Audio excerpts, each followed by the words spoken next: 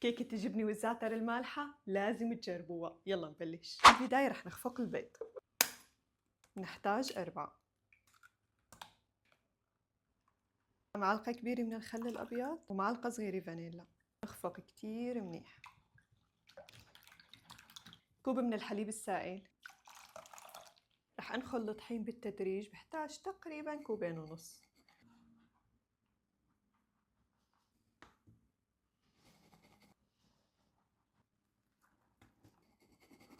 بدي معلقة كبيرة من البيكنج باودر ونص معلقة صغيرة من بيكربونات الصوديوم. احتجت 2.25 كوب من الطحين. وهلأ رح نزل الزيت. بدي 3/4 الكوب من الزيت، خلطت زيت زيتون مع زيت نباتي.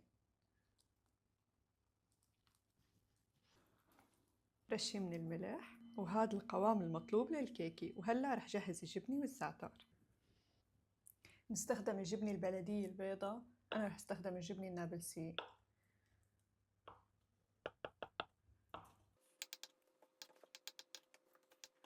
ضيف الجبنة، حبة البركة والسمسم، وبنحركن هيك شوي.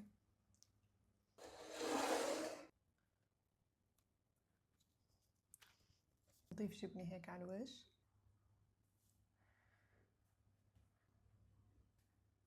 وعلى فرن محمى مسبقا درجة حرارة 180، رف وسطاني شغال من تحت ومن فوق. وهي الكيكة بعد 40 دقيقة تماما. وهيك الكيكة صارت جاهزة. يا جماعة الريحة يا إلهي.